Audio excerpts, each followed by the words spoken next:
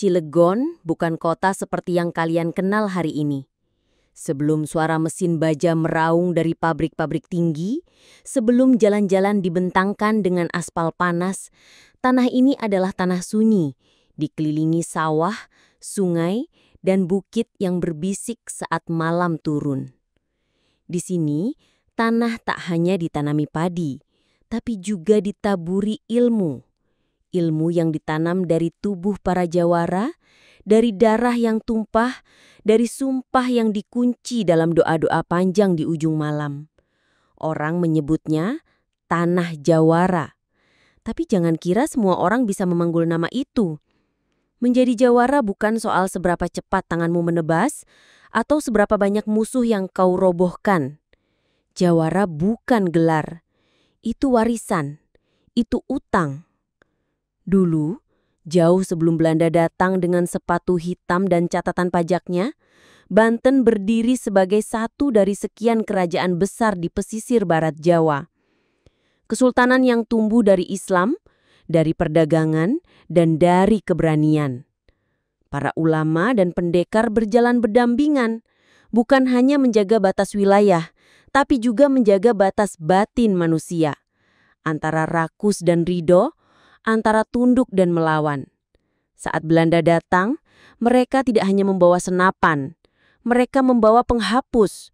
Mereka hendak menghapus bahasa, tanah, kehormatan.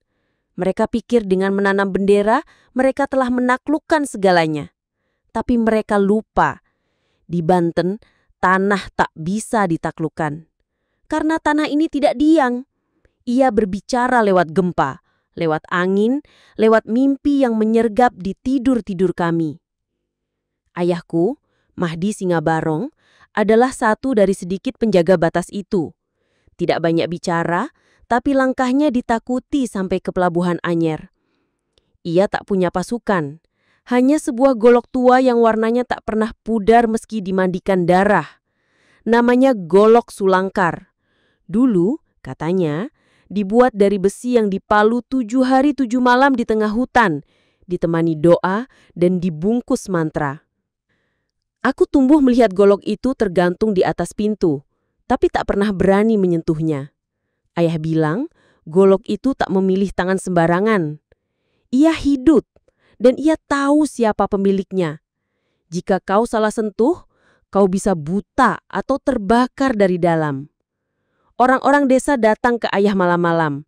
Kadang minta tolong mengusir jin penunggu ladang, kadang minta perlindungan dari tuan tanah. Tapi yang paling sering mereka hanya datang untuk duduk diam. Karena duduk di dekat ayah seperti duduk di dekat api. Kau tahu kau akan hangus, tapi kau butuh kehangatannya. Lalu ayah menghilang. Suatu malam, ia berkata akan pergi ke barat. Ada suara yang memanggil dari balik hutan Tanjung. Ia pergi tanpa membawa golok, hanya membawa kain putih dan sebotol air, dan tidak pernah kembali. Yang kutemukan hanyalah sisa baju dan tanah yang gosong. Dan di tengah abu itu, Golok Sulangkar berdiri tegak, mengarah ke langit, seolah berkata, waktumu tiba. Sejak malam itu, aku mulai melihat. Bukan dengan mata, tapi dengan sesuatu yang tumbuh di balik dada. Bayangan-bayangan hitam yang tidak punya wajah berdiri di pojok-pojok rumah. Bisikan yang tidak pakai suara menyusup ke telinga. Dan burung gagak yang tidak pernah lelah menatapku dari atap, siang dan malam. Aku tahu ini bukan sekedar duka, ini pemanggilan. Warisan telah dipindahkan. Saat rakyat mulai resah, saat suara ulama dibungkam dan suara perut makin nyaring, kabar datang dari Ciwandan. Kiai Haji Wasid, ulama muda yang suaranya menembus jeruji, mulai menggerakkan barisan. Petani, buruh, santri, dan jawara berkumpul di bawah takbir. Tapi kami tahu, ini bukan hanya perang melawan Belanda, ini perang melawan ketakutan. Belanda tidak hanya membawa senapan, mereka membawa yang lebih tua dari senjata. Mereka datang dengan ilmu hitam dari laut, dengan sosok-sosok tinggi yang tak berbayang, yang menyesap energi dari tanah ini. Aku melihatnya. Aku melihat prajurit Belanda yang matanya kosong. Tubuhnya gemetar, tapi tak bisa mati meski sudah ditebas 3 kali.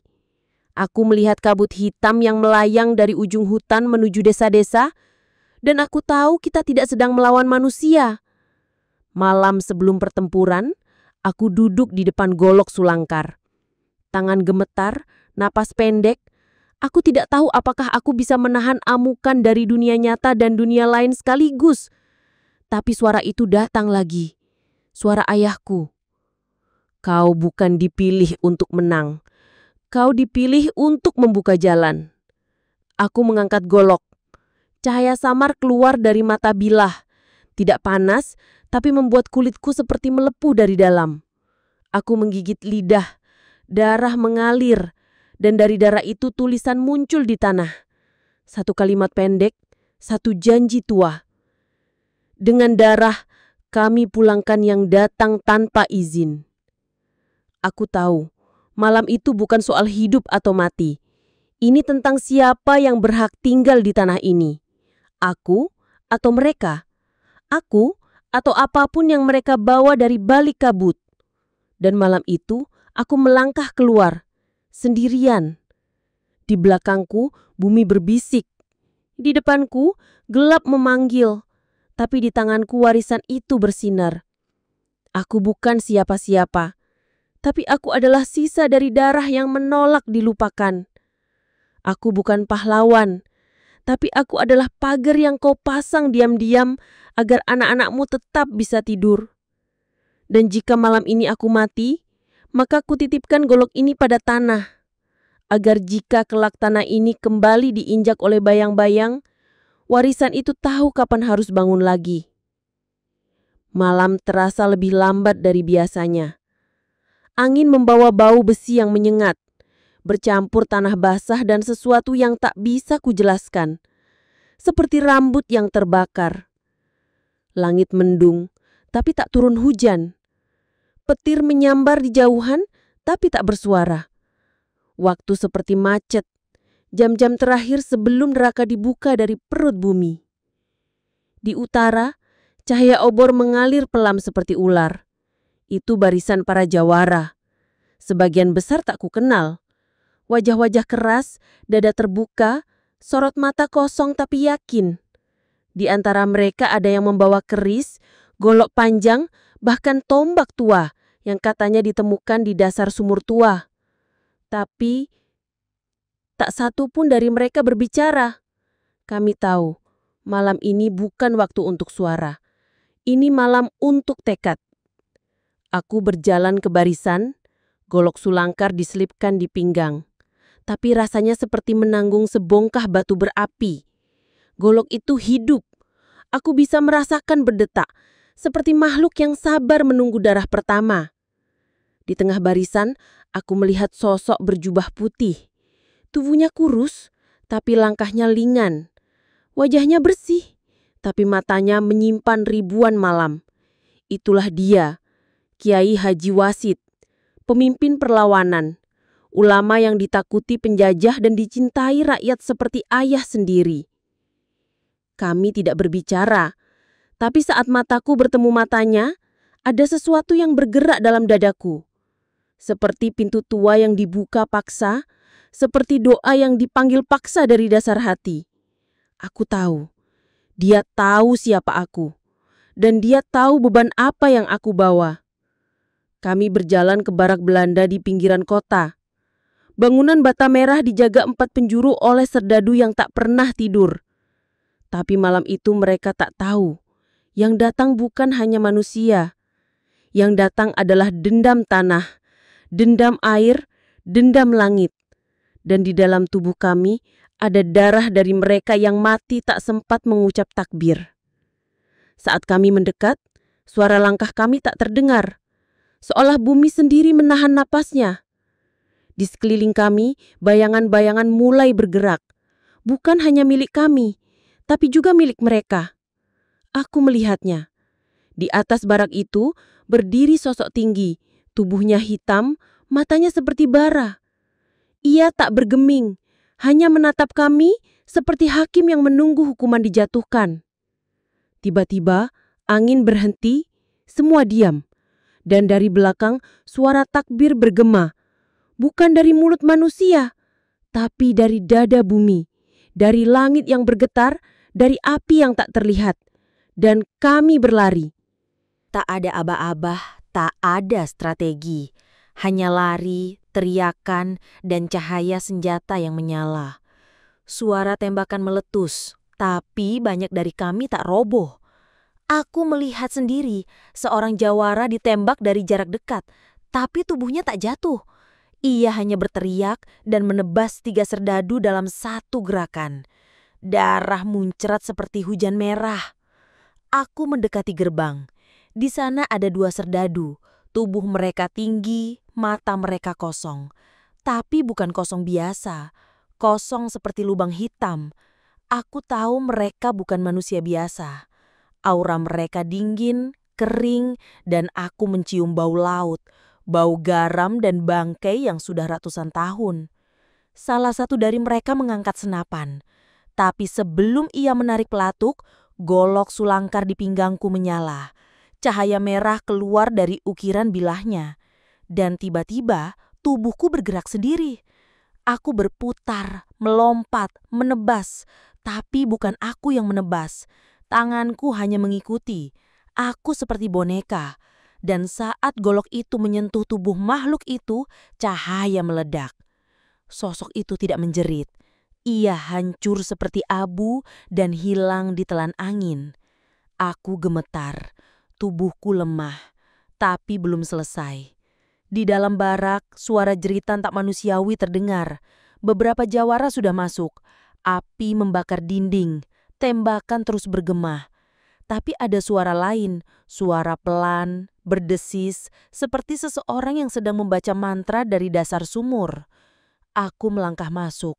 Ruangan itu panas, sesak, dan penuh bayangan. Dan di tengahnya berdiri seseorang dengan jubah hitam memegang kitab tua dengan kulit seperti kulit manusia. Wajahnya Belanda, tapi matanya bukan milik manusia. Ia menatapku, tersenyum. "Jaka Wulung," katanya dalam bahasa Jawa yang fasih. "Akhirnya kau datang." Aku tak menjawab, tapi aku tahu siapa dia. Dialah komandan pasukan ini. Tapi lebih dari itu, dia adalah pemanggil kekuatan dari barat. Dulu katanya ia belajar di Batavia, lalu ke Maluku, lalu ke Afrika. Ia mempelajari ilmu yang seharusnya tidak disentuh manusia. Ia memanggil roh-roh dari luar batas bumi. Dan kini ia menanamkan kekuatan itu ke tubuh para prajuritnya. Ia mengangkat tangannya. Lantai bergetar, dinding berdarah, dan dari tanah muncul tangan-tangan hitam yang mencoba menarik kakiku. Aku mencabut golok sulangkar. Kali ini aku tak merasa takut, karena aku tahu ini bukan soal menang atau kalah. Ini soal menghentikan gerbang yang hendak dibuka. Aku berlari ke arahnya, tapi tanah menghalangiku. Bayangan mencakar wajahku, darah keluar dari telingaku. Tapi aku terus maju, golokku bersinar, dan suara ayahku terdengar lagi. Tebas, bukan untuk membunuh, tebas untuk mengusir. Aku menebas 1, 2, 3 makhluk. Mereka menghilang, menjerit, terbakar. Komandan itu tersenyum. Ia membuka kitabnya, tapi sebelum ia sempat membaca, golok sulangkar menyala terang dan terbang dari tanganku, menancap tepat di dadanya. Ia menjerit, tapi bukan suara manusia. Itu suara dari tempat gelap, dari tempat yang bahkan iblis pun takut singgah. Dan tubuhnya hancur, meledak dalam kabut hitam. Aku roboh. Saat ku buka mata, fajar telah menyingsing. Di luar suara burung, bau tanah basah. Aku duduk, tubuhku penuh luka, tapi golok sulangkar masih di tanganku. Diam, tenang, seperti telah kembali tidur. Di luar, para jawara mengangkat tubuh-tubuh sahabat yang gugur. Tapi ada ketenangan. Kami tahu pintu itu sudah ditutup, setidaknya untuk sementara. Kiai Haji Wasid berjalan ke arahku. Ia tersenyum, mengangguk. Tak ada kata, tak perlu. Semuanya sudah terutap dalam perang tadi malam. Dan aku tahu aku tak lagi sendirian. Aku bukan hanya wulung, aku adalah darah yang dipanggil tanah. Aku adalah warisan yang tak bisa dicuri. Aku adalah anak dari tanah Jawara. Dan jika suatu hari tanah ini kembali diinjak oleh sepatu-sepatu asing atau oleh bayangan yang datang tanpa salam, Golok Sulangkar akan bangun lagi. Dan aku atau siapapun yang mewarisinya akan kembali berdiri. Dengan darah, dengan cahaya, dengan nama yang tak akan pernah padam.